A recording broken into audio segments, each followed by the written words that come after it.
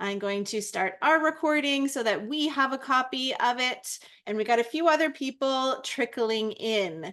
So while we are waiting for folks to come on in, I'd love to know where you are tuning in from today. So my name is Michelle Dittmer, and for some reason, my pronouns were taken off of my list here. I use the pronoun she, her. So let me just add those in. There we go. And I am calling in from Burlington, Ontario, which is the traditional territories of the Anishinaabe, the Haudenosaunee, the Huron-Wendat, the Métis, and many other Indigenous people. Really grateful to be able to work on these lands and also recognize that we are here because of a lot of Indigenous peoples not only stewarding this land, but also being taken advantage of. And I really encourage all of you, if you don't know the ancestral territories or the traditional territories that you reside on, there's a wonderful website called Whose Land, and you can look it up and find out whose land you currently reside on. And I'll pop the link into the chat in case you are curious, especially today on the eve of Indigenous Peoples Day. I will pop that. There you go. That's in the chat. But I'd love to know in the chat, where are you tuning in from? We have a national reach. So sometimes we got lots of people from Ontario. Sometimes we got folks all the way out from BC or the East Coast. So would love to know, where are you tuning in from today? That will give us a good, bonjour, hello. From Ottawa, Oakville, welcome, welcome. Georgetown, oh, we got a lot from the Halton region, Treaty 6, thank you, Tracy. Everyone is so exciting. I love this. This is fantastic. I know we've only got an hour together and we have lots of information that we want to share with you. So we are going to move forward and people might trickle in, but I still want to know where you're from. So pop that in the chat. But I want to get to know a little bit about you. So I'm going to pop up a poll here. And oh, here we go. Ended. Here we go. Oh, what am I doing? Back. Stop sharing. Relaunch poll. There we go. I tested it out before I got here. All right. So would love to know, who are you? Who's behind that black square? Are you a young person yourself? Are you a parent or caregiver of a young person? Are you here as a service provider, or are you somebody else that has fallen into our realm? Would love to know what that part of your identity is. And the second one, I want to know, where in your educational journey are you, or is your child, or the people that you serve? Would love to know kind of where you fall in there. So we've got folks who are graduating grade 12, most of you, finishing a gap year. We got a couple of you starting a gap year, and someone graduated university. Wonderful. Well, this gives me a lot of information to be able to move forward and better support you. And I just have so many things that I want to tell you. So we're going to jump right into that. If you have questions at any time, please feel free to pop them into the chat, and I will kind of be going back and forth between the chat and my Dana's presentation and then my presentation, answering those questions, because this really is meant to be a time for you to get the information that you need. And we will bring our expertise to so that you guys can see it. So you guys can have all the information that you could possibly need. So you can see the results there. More than 2/3 of you are parents, and 1/3 is youth. And then we've got about half of you are graduating grade 12. Wonderful. All right, so let's jump into some of the information that I have to share with you today. A little bit of background. Dana and I met because we share a passion for supporting neurodivergent youth. It's something that we love to do. We love all of the folks that come through our doors, sharing who they are really and truly with us. And it is just such a beautiful thing for us to experience and to be able to guide along the way. Dana and I both have a background in teaching. I currently run the Canadian Gap Year Association, and Dana runs Blue Sky Learning. So you'll see more information about her and the way that she shows up in the world in just a second as I launch that presentation. So let's get that going. And I will put you in slideshow mode. There we go. And I will minimize this so it's not in the way. There we go. All right, so this is Dana's presentation. And like I said, I will do my very best to present it to the best of my ability. We had a chance to quickly go through it today. So here we go. So Dana would be presenting from Takaronto land. And so she had her beautiful land acknowledgement there. So if you are calling in from the Toronto area, this would also represent the traditional territories that you are from. This is Dana. I am not Dana. This is Dana, and she is an incredible human being. And the work of Blue Sky is really centered around supporting those who are neurodivergent through their journey, whether that is through coaching, whether that's through educational consulting, really helping you on the path, whatever path that is. Really incredible organization, and I will give you all the contacts to check them out if you don't already know about them. Just tons and tons of fantastic resources. We got some more folks joining the waiting room here. So that is Dana and the Blue Sky Learning. So this is really what we want you to take away from the day today. We really want you to really understand how you are going to be assessing your readiness and then coming up with different strategies that might work and really feeling like you are a little bit more prepared for what is coming next. So what I would love to know in the chat is what is giving you the most stress about moving into post-secondary, whether that's college, university, the workforce, whatever that next step is. Let me know in the chat, what is giving you the most apprehension about coming up next year? And we'll make sure that we can hopefully touch on all of those things and give you some tips and tricks and resources to be supported in that. So let me know in the chat what that looks like for you. And we will address that as we move through our slides and our information here. So I think we will send all these slides to you. There's a lot of text on here, but it is something that you can definitely take a look at on your own. And I will just move that out of the way so you can see it. Really, that neurodiversity and disability, they coexist. So it's something that it's about your personal identity and the way that you want to be referred to. So while we have an autism diagnosis or an ADHD diagnosis, really neurodiversity can be something that you claim as your identity and really something that you can start to lean on and be proud of, because that is part of who you are. And for those of you who are new to this language, this is a lovely little infographic here that shares that each person as an individual would be a neurodivergent person. And as a group, we call ourselves neurodiverse folks. So that will hopefully give us some language, some common language to work on. And they also put in some really great definitions here that we will be passing on to you so you can take and use these in your everyday as well. So we are going to be looking at all of these things. This is really what we want you to be able to do by the end of this, and maybe you can work through it alongside us during this presentation, or it can be something that you can take away and do as your homework as you're getting ready.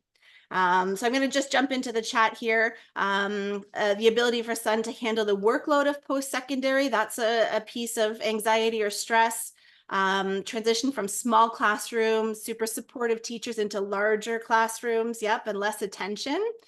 Being one of many, or one in a small fish in a big sea again. for learners with ADHD, and asking for help and support. Definitely. We will be touching on all of these things. And Carrie wants to find gap years activities to help prepare for post-secondary, and is more sensitive to the needs of neurodiverse students. Wonderful. Thank you all for sharing. This is a very safe space to share those things, and I appreciate you sharing with us, because I think one of the things that we also need from this presentation, This is for post-secondary. this group, is a sense of community, and realizing that we're not alone. Neurodivergence, preparing for secondary. Oh, we got somebody who's got their mic on. What? If I could get you to check your mic. Neurodivergent, why do you want to know? Hold on a second here. Let me find out who's chatting.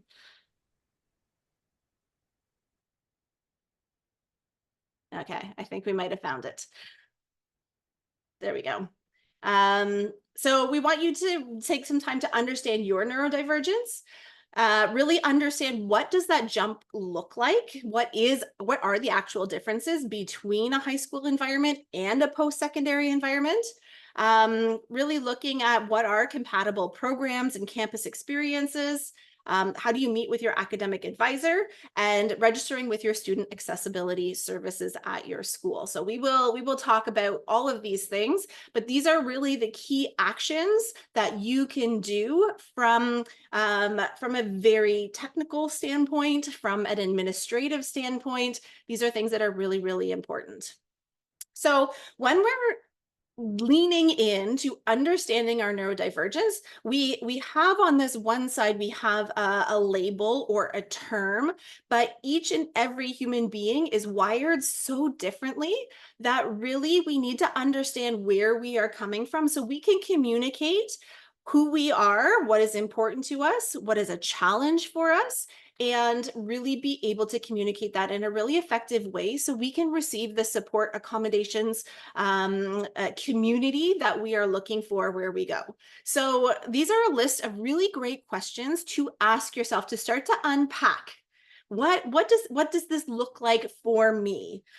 So really, what are the daily functional impacts of your neurodivergence? What accommodations in the past have really worked to help me succeed? What are my strengths? What can I really lean on? And what are some areas that I really need to kind of maybe grow in, or find some other way to get support for those areas? What are stories that I've been told about myself, and do I actually agree with them? That transformation, moving out of high school into the next chapter, is a really beautiful time to almost redefine yourself, because for the last 4 years, I went to OAC, it was 5 back then. For the last 4 years, you have been maybe pigeonholed, or you've been developing one sense of identity based on who you were in grade 9. But you have grown and evolved and changed since then. And so stepping out of that high school environment allows you the opportunity to reevaluate who you are, rather than what people are perceiving of you, and being able to redefine that version of you. So do you agree with those old stories, or do you want to redefine and look at yourself in a different light? Looking at what organizational tools have helped you in the past, what do you need to learn more about? And how can I research more about my particular disability and my particular neurodivergence? So those are some really great questions to dive into, understanding yourself a little bit more. And this is something that every person should do, is really start to understand what makes us tick and what do we need out of life. And I think Dana picked a really great graphic here to just pick one thing out of the air, pick ADHD out of the air as an example. And it really, sometimes we are given such a small definition of what that neurodivergence shows up as. And often people just assume it's can't focus, or you're being hyper. And we know that that is such a small piece of what's going on. And so this graphic really shows that's only the tip of the iceberg. And those two might not even be the way that your ADHD presents itself. So really understanding what's going on for you is going to be really helpful.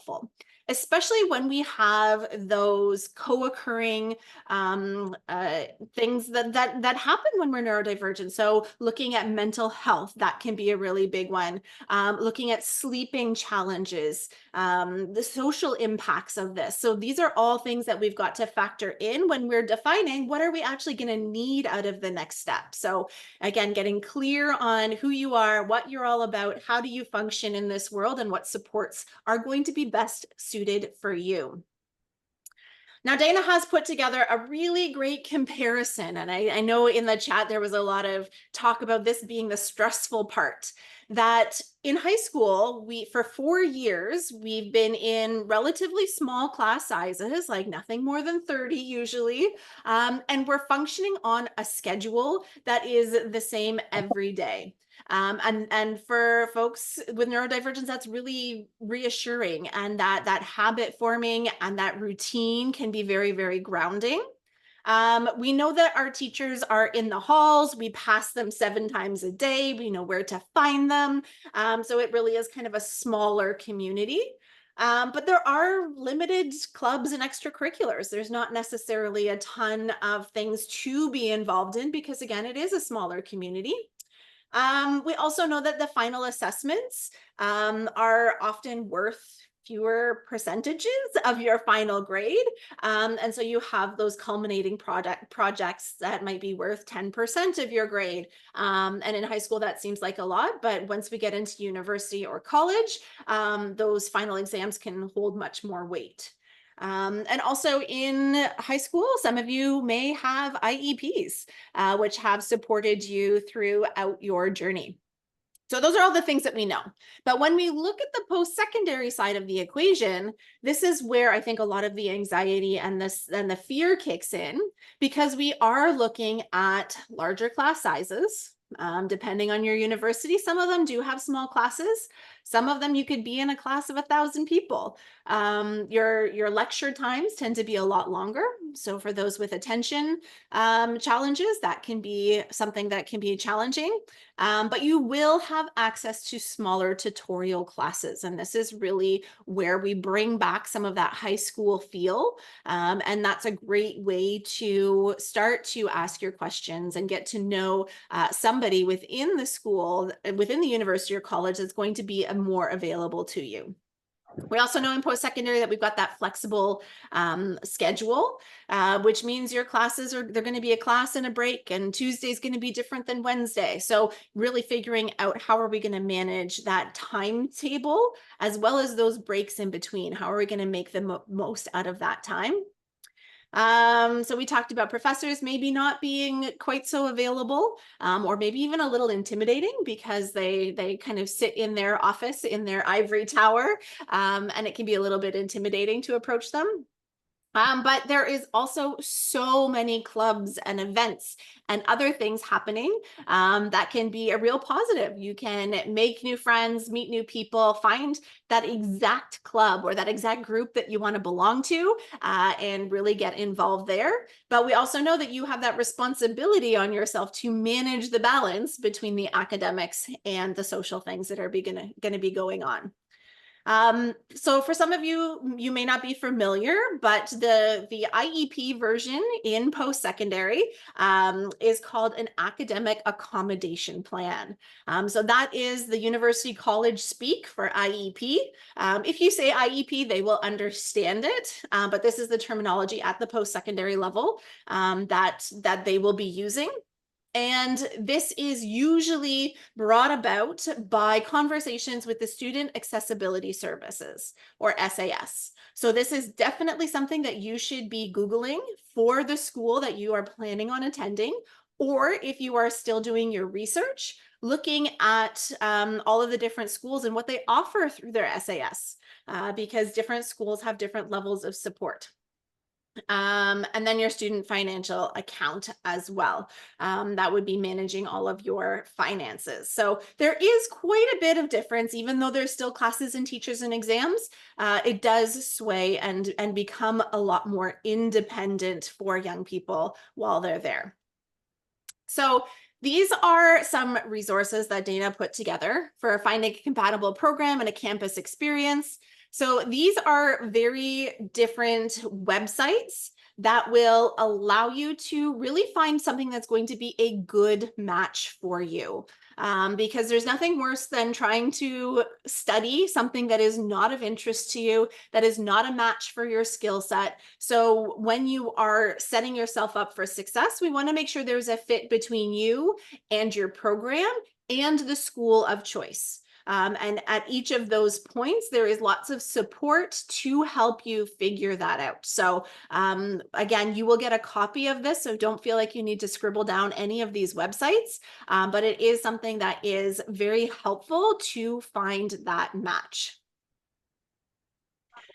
So this is something that is also really important once you've registered with a university or college, is talking to the registrar's office or the program academic advisor.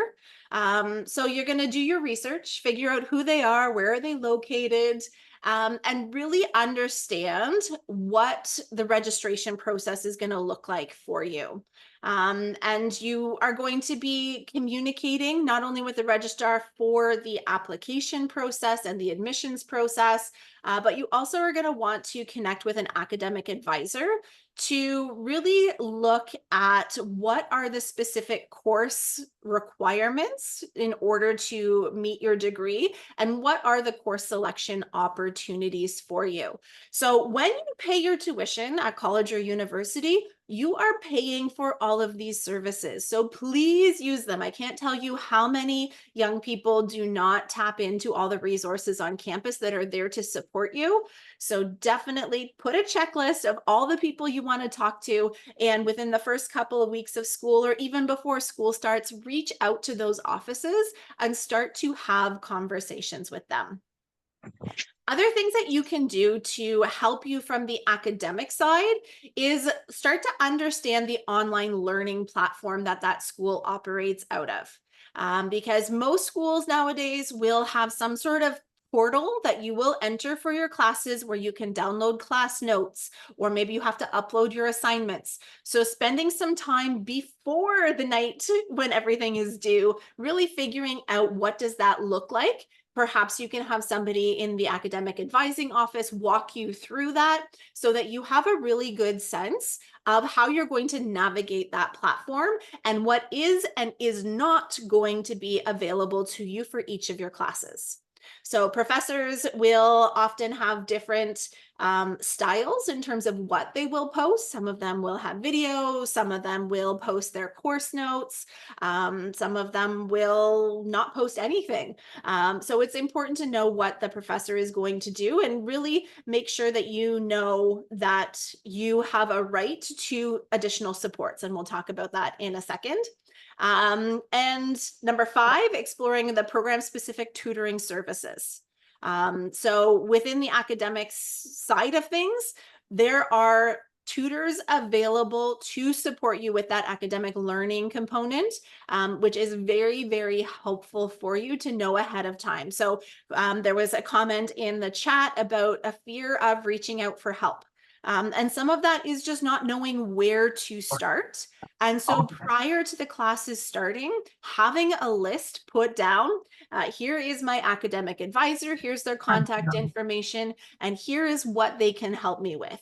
Here is the tutoring service for my program, this is their office hours, and this is how I access them. So having a help sheet ready and available can be very, very helpful so that it lowers that barrier for asking for help because you don't have to search for any of those answers.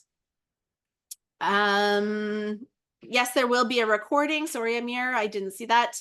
Are the tutoring services free of charge?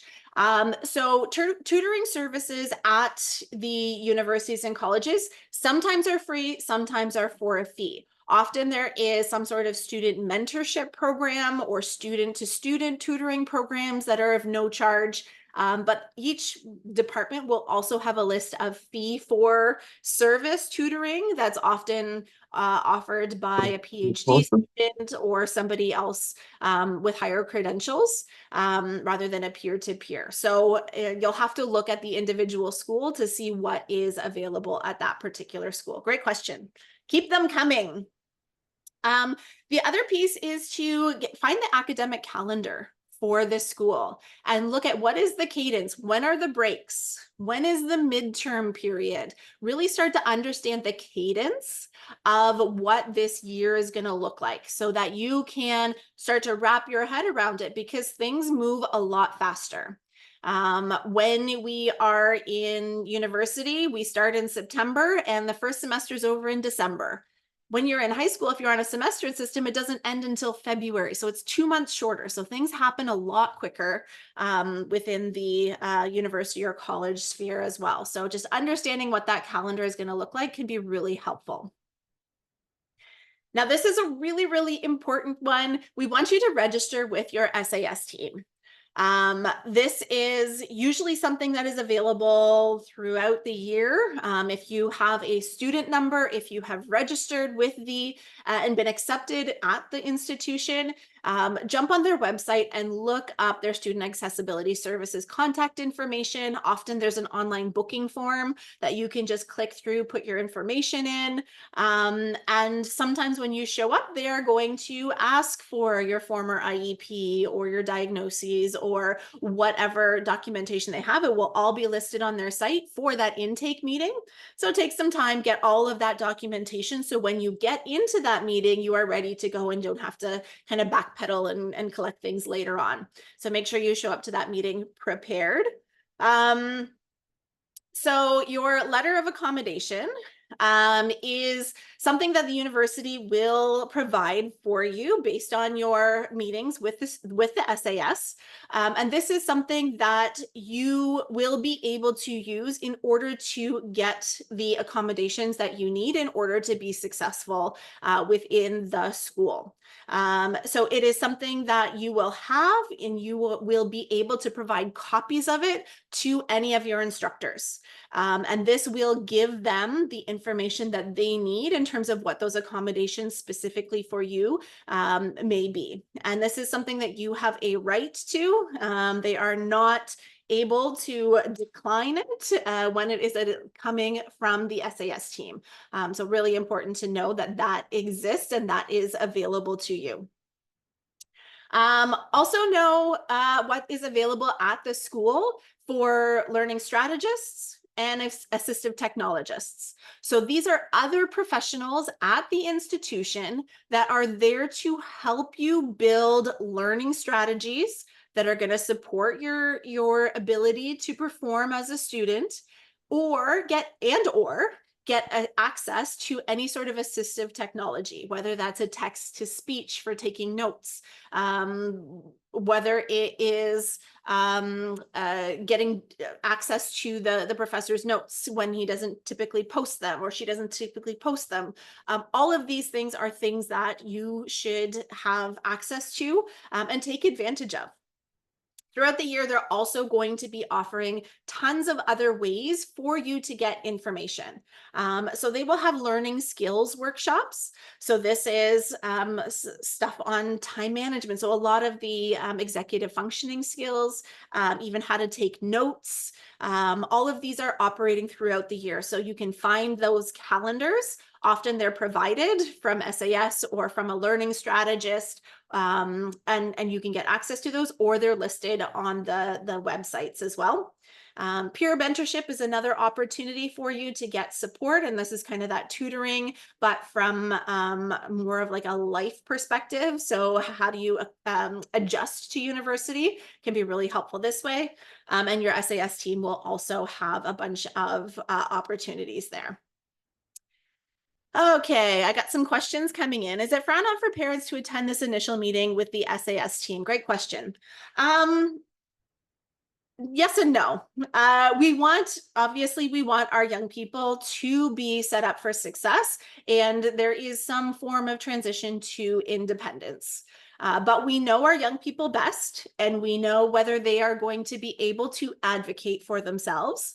We know whether they are going to be able to be organized enough to show up to the right place at the right time. And so this is something that you and your young person are going to have to discuss around what is that going to look like for your family. So often that first meeting can be really helpful for the parent to be present, but really try and get your young person to take the lead in the conversation. And you're just there for moral support and a second set of ears that might catch some of the things that your young person might not necessarily have caught in that conversation.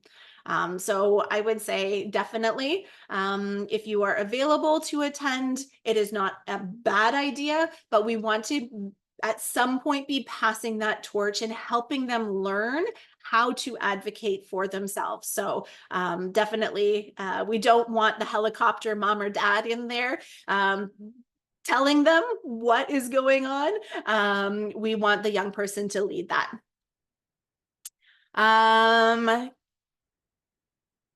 A bit about the parent consent form. Yes, so if your young person is over the age of 18, they are an independent adult in the eyes of the law. Therefore, the university has no obligation to communicate with you as a parent because they are legally an adult. So if you are going to be getting access to any of their documentation, to any of the supports that they are receiving, there needs to be a form that's signed off where your young person says, yes, my mom or dad, my caregiver, my whoever, it really can be whoever, is able to have access to my documentation. So that is just the legal way that you are going to be able to get access to anything that comes out of the university. Without that signed, it all goes directly to the student once they are 18 years of age or older. Good questions.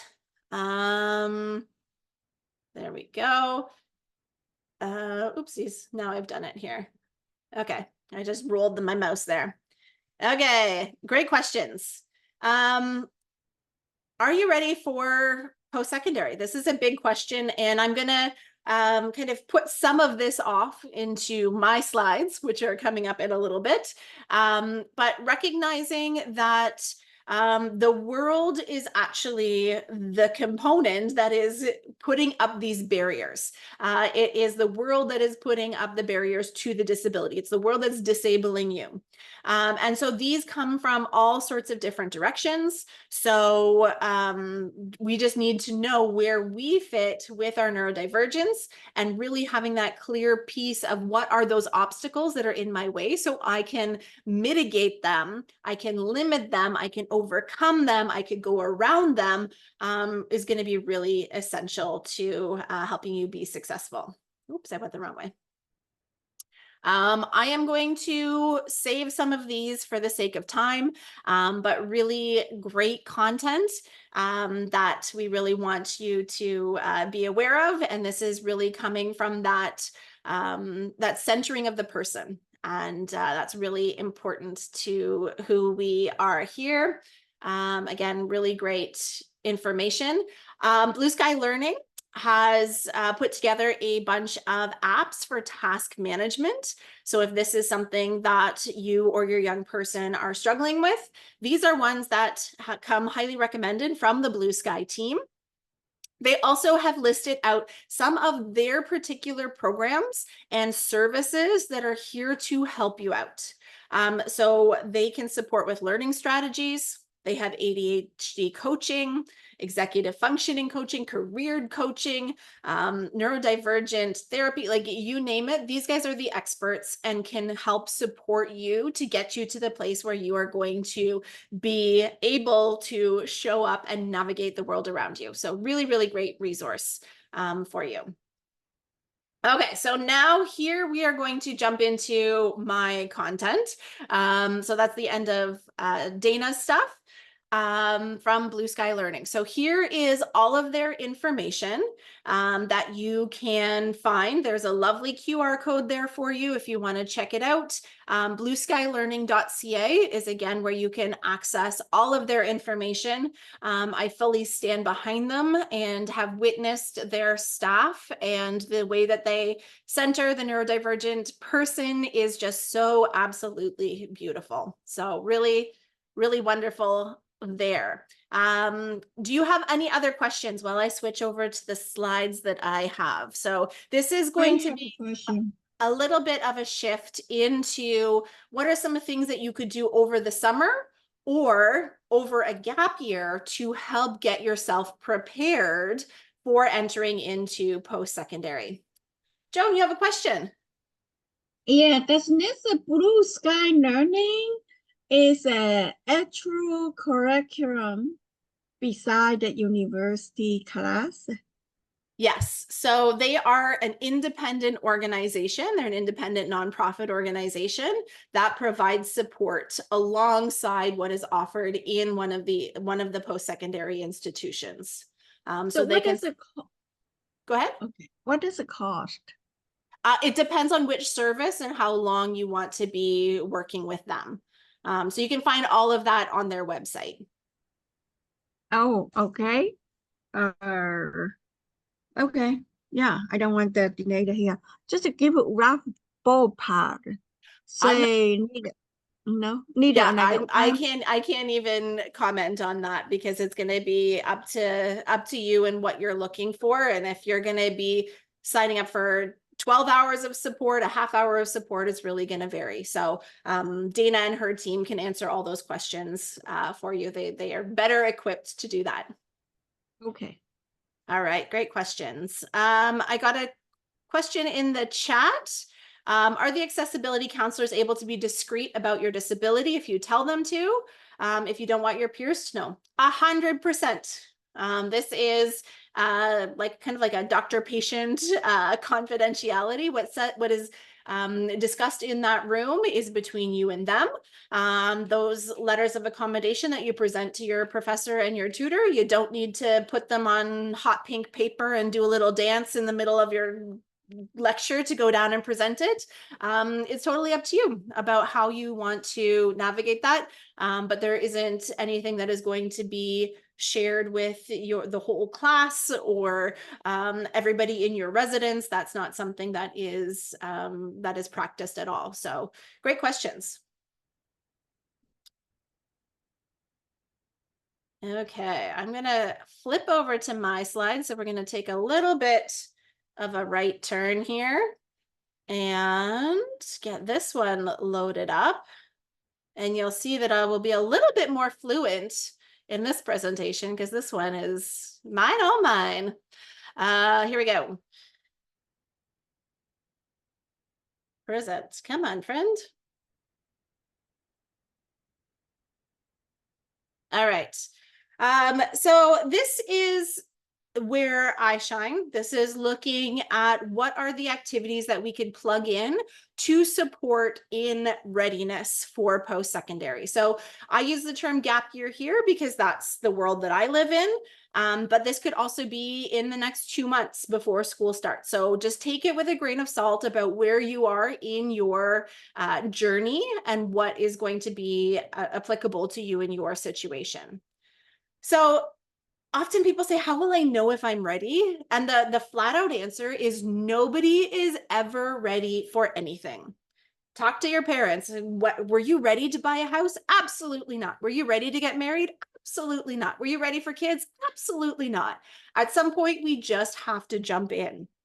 And so there really isn't any buddy that is going to say, yes, I am 100% ready. I am not fearful of anything. I am not apprehensive of anything. I am just ready to go. There's always going to be something inside that is going to make you feel like you are not ready. So if that feeling is little, you're in a good spot. If that feeling is really big and overwhelming, that's when we need to start to do some different evaluations. But you can while you can't be ready per se, you can be better prepared.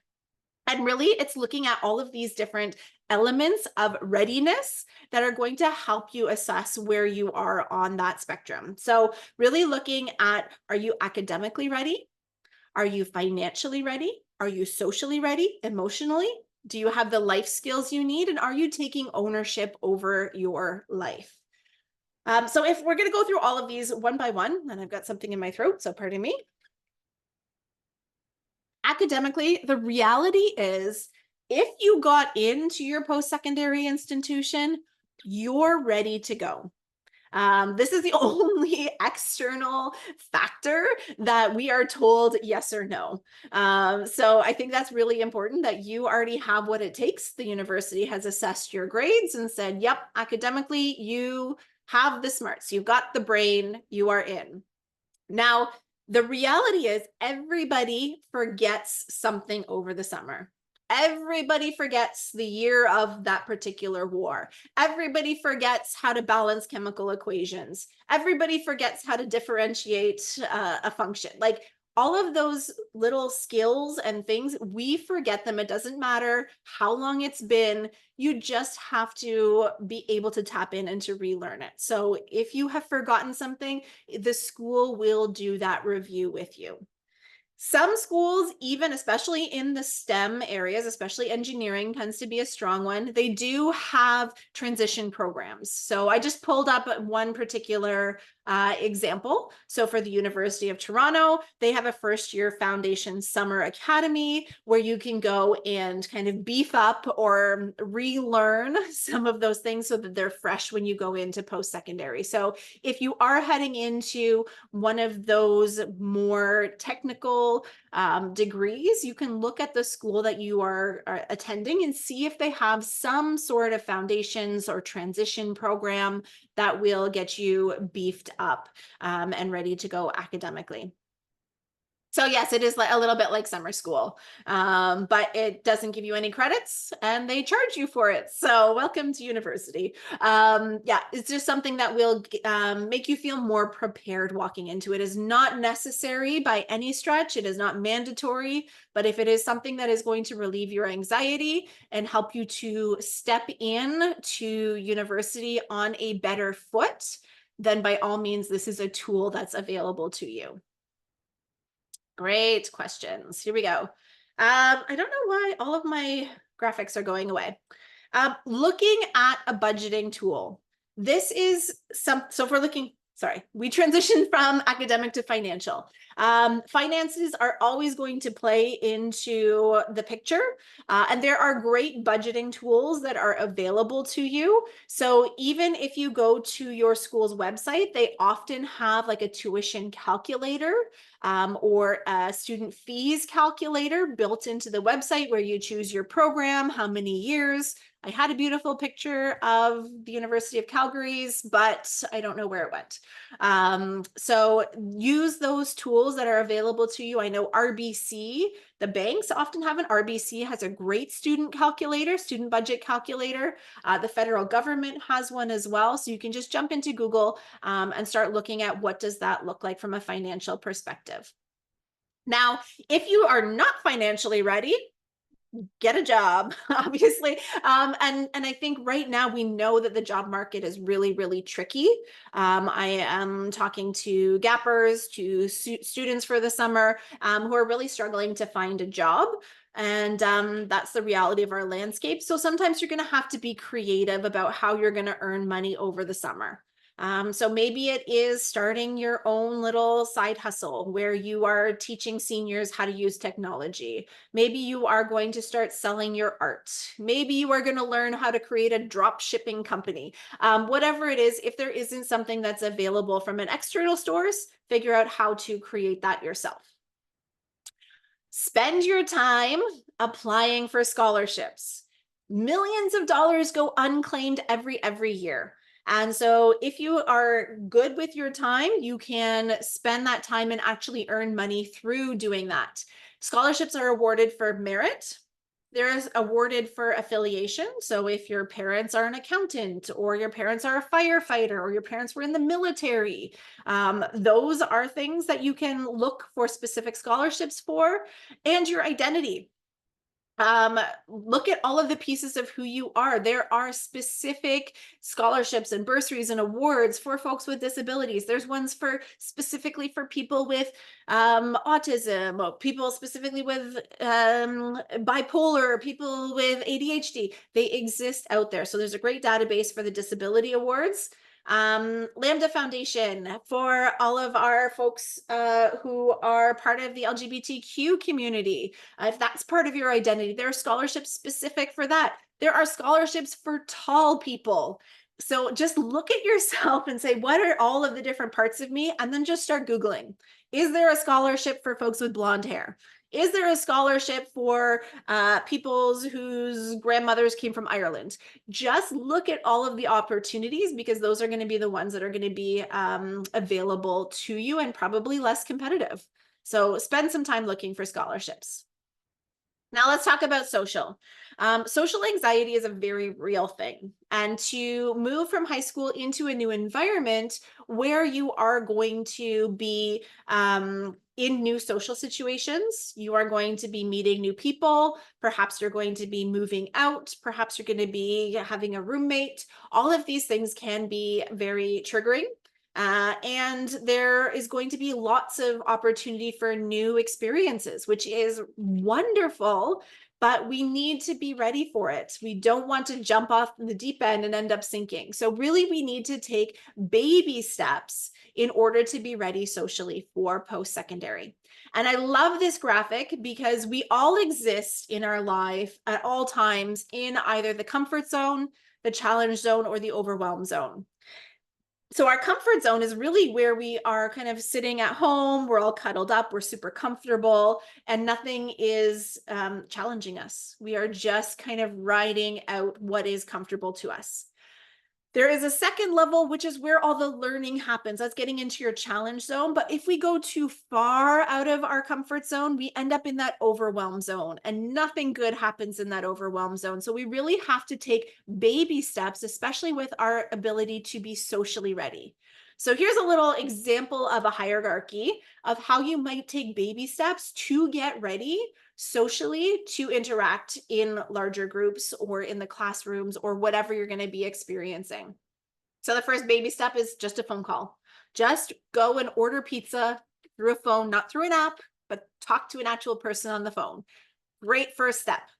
Then maybe do a video chat with one of your friends or a new person, maybe setting up a conversation with the academic support team at your university.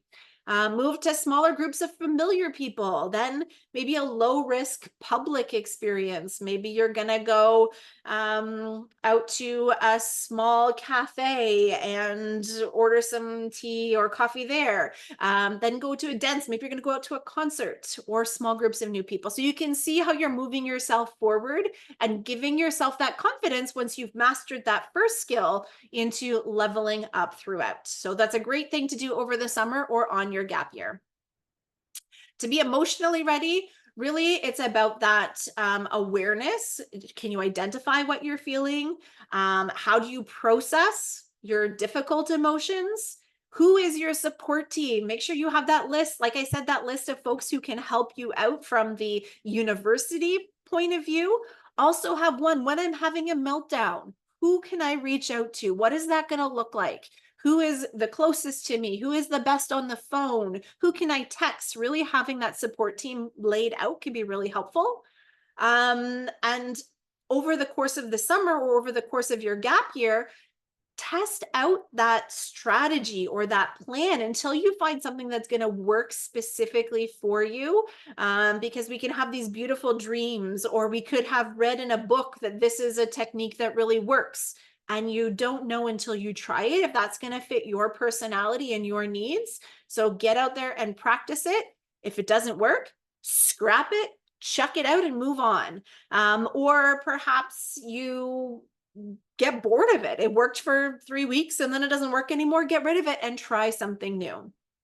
And then go beyond what you already know in terms of the emotional support and seek out who else might be out there at the university. And we started to talk about some of those academic supports, but there are also mental health counselors on campus. There are peer mentorship, there are peer support groups, all of that is available to you. So knowing what is out there. This is a big one. Do you have the right life skills to be able to succeed in your post-secondary journey? So the first thing, same as we talked about in Dana's slides about understanding your disability and your identity, really look at what are the life skills? What do you need to be independent?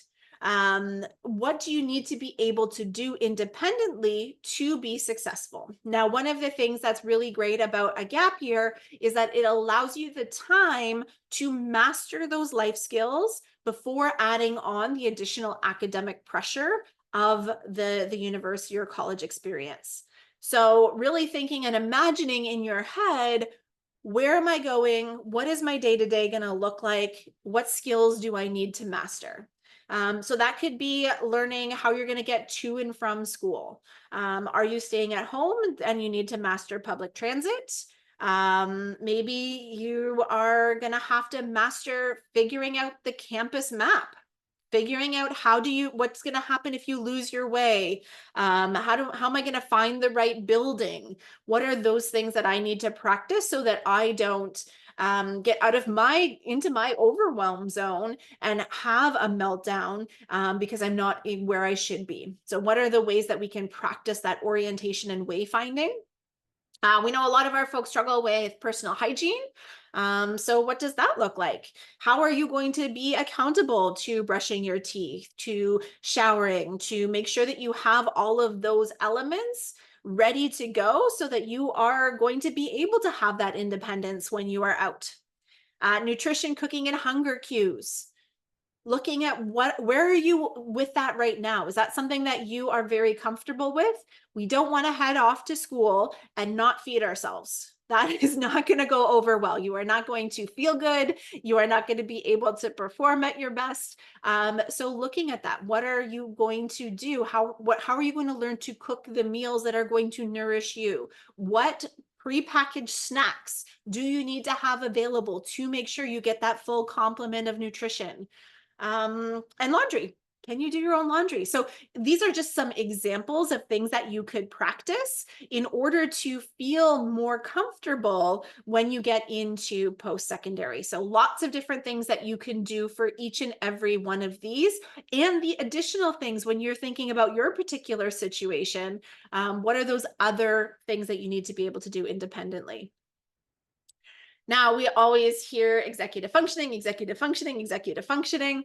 Definitely something that we're going to have to start to practice, looking at that time management, organization planning, all of those things. A really great way to get practice onto this is to execute some sort of micro project, whether that is redesigning your bedroom, and putting together a plan for that. It's not academic, it's not related to university, but it's still using those same fundamental skills. Do you need to have a budget for it? Do you need to hire a painter? Are you going to have to talk to them? Where are you going to put all your furniture while you're painting? All of these elements come into it, and it's a great way to practice all of those skills in a very tangible way so that you can then translate those into your post-secondary experience. I also highly recommend over the summer or on your gap year to experiment with different routines that are going to work for you. Understanding when you're going to be waking up, when you're going to be going to bed. What does a nighttime routine look like for you? How are you going to remember to eat? When are you going to call your parents? And really try things out, because not everybody wants to get up and hits the gym at 6 a.m. That is not me. But I also don't like exercising before I go to bed because then I can't sleep. So being able to play with your schedule and your routine and test things out can be really helpful for you so that you are able to then translate that into post-secondary. And then create a database of all the things that work for you. It could be a list, it could be notes on your phone, it could be a spreadsheet, it could be written in a journal. What are all of those techniques that work for you? Dana had a list of different apps that you could use. So you can make a list of those that work for you, and just something that you can refer back to anytime that you feel you're getting off kilter with any of these things. Having something that you can refer back to and look at and say, oh yes, I haven't been using Asana. I should get back into the habit of using that particular tool. And having that handy can be really helpful on your gap year, pardon me, or once you get into post-secondary. Now let's talk about what if you're not ready, because sometimes that is a true thing. You may not be ready. I know some of you are entering into your gap year. I saw that in the poll initially. The reality is that there's no rush. University and college is going to be there. It's been there for hundreds of years. It's going to be there for hundreds of years. There's nothing to be rushing into. There's lots of time. Everybody always says life is short. But life is also long. So another year is not going to be detrimental to your future. But going when you are not ready can lead to burnout. It can lead to not completing school, damaging self-esteem. So if you really truly don't feel ready, intentionally pushing pause right now could be a very positive thing for you to do. What a lot of people don't know is that you can defer your acceptance. So a lot of schools will allow you, once you've been accepted, to reach out to them and say, you know what, I'm not ready for September 2025. Can I come September 2026? And a lot of schools have policies saying, yes, we will hold your spot for you. Just take your year and then come back next year. So that could be a really great thing to do. And it's not too late for that. Most schools will accept deferral applications into mid-July. So check your university, Google the name of your school and the deferral policy, and it's usually the first thing that you can click on. In some cases, it's just a form. In some cases, you need to write a little mini paragraph on why you need that time, and the schools can choose to say yes or no to that deferral application. And you can take that time to build the skills, build the confidence, recharge your batteries, find some time to hang out with some other neurodivergent folks, get out of the stress that existed in high school, and find that time and space so that you are putting your best foot forward when you are heading into post-secondary. Now, something that Dana and I are both really, really excited about is we have a program called the Gap Year GPS, which is a year-long support for folks on gap years, which is amazing. And I think I saw some of our attendees here might be participating in that this year. So welcome, guys. And it's an opportunity to build community. It is an opportunity to develop some skills and to be matched with a coach that's going to help you throughout that gap time. And our core program is entirely funded by RBC Future Launch. We are so grateful for that. And what Dana and I are partnering on this year is bringing in an entire neurodivergent stream to the GPS. So not only will you get access to the core program, but we are going to be adding on additional supports from Dana's team specifically for the needs of our neurodivergent gappers. So right now we have a price tag on it of $750 for the entire year, but right now, we have 3 different applications for funding to go out. So if we are successful in those funding requests, we will reimburse any of the fees for that program. It really is such a beautiful opportunity to be your true, authentic self and to be supported by people who get it. People who embrace neurodiversity and everything that makes you you. This is a safe place to get out there and explore and really make the most out of it. Great question. Can a student take a year off during a 4-year commitment? Yes. It is often easier to take a break once you have completed at least a semester of the school. So each school offers the opportunity to step away from the program. Most schools have a limit on how long you can take to complete your degree, but it's really quite long. For a 4-year degree, it's often like 10 years to complete it. So you are able to take a leave of absence at any time. So we get folks coming to us after first semester, after first year, second year, third year, even after they graduate. So really at any point, if you are feeling burnt out, if you are feeling like you are not putting your best effort in and a break might be helpful, you can ask the school for that leave of absence and take the time, because we want you to be feeling like you are putting your best self forward, and that can be really, really helpful. Great questions. And so that's where you can find it. CanGap.ca/GPS is where all of the information is. So if that sounds like something that you might be up for this year or in the future, that's always going to be the URL, so you know where that is. And we would love to have you part of the community. It's such an amazing group of people, and we have lots of fun together. We do book clubs, we hang out, we post our art that we create and share it with each other. We go visit each other in different cities, all sorts of really great things. So would love to have you part of that. You want the previous slide? There you go. So you can check that out. I know we are at just over time. So I want to make sure that there aren't any existing questions. So if you do have questions, please pop them into the chat. This is your time to get access to answers or to ask questions or to even share some of the things that you're fearful of, or parents, we are working on a community for you too, because we know how challenging it can be to launch a young person and to exist as a parent of an adult child, and an adult child with a neurodivergence. It just throws another wrench into the plan. So we are here to help you out. You will be receiving a recording of this presentation along with all of the slides.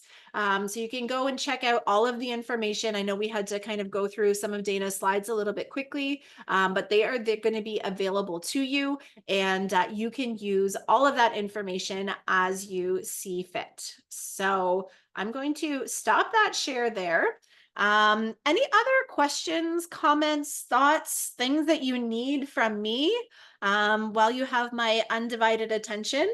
If not, feel free to take off.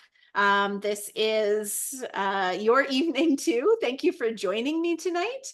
And if you do have future questions, don't hesitate to reach out to us. I will put my my email directly in the chat if you want to reach out directly. We have that. We also have an opportunity to book a free call with us. So I will throw that link into the chat as well. So if you do want to have a free 30-minute call with us, you can book that on there. Myself and my partner, Jazz, we are more than happy to answer any additional questions that you have. So let me go back through here. I think I saw a question come in. Yes, the ND stream of GPS is on the website now. We got that up before our session today. So that's available there. And like I said, we are crossing our fingers and toes to get that funding come in. Do institutions sometimes have the ability to stretch out a 4-year degree and spread it out over 5 years? Yes. So we didn't touch on it, but that's a great option as well. There's nothing that says you need to take a full course load. Taking 5 classes a semester is a lot. And if that is beyond what you are comfortable with, by all means, take a reduced course load. You can be a part-time student and just spread it out. So you're not taking on that heavy lift all at once. You can spread it out over 5 years, 6 years, whatever works for you. There is definitely that option.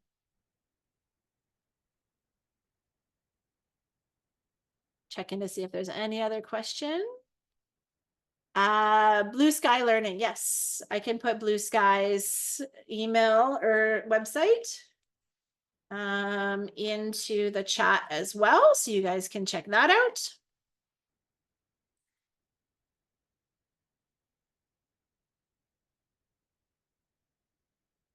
So Blue Sky Learning is an independent nonprofit organization, and we are partnering because what we noticed in our demographic was that I think 55% of our gappers this year identified having a neurodivergence of some kind, which is a huge number. And so we wanted to make sure that we would be able to best support them. So we looked around to find an organization that supports this demographic specifically. And once we met, we found we had a lot of synergies. We have a lot of shared values, a really strong belief in centering youth voice and lived experience. And it was just kind of a match made in heaven. And so we are partnering on the grant applications. We are partnering to deliver the ND stream of GPS. And so they are kind of our partner organization in all things related to neurodivergence. Good question.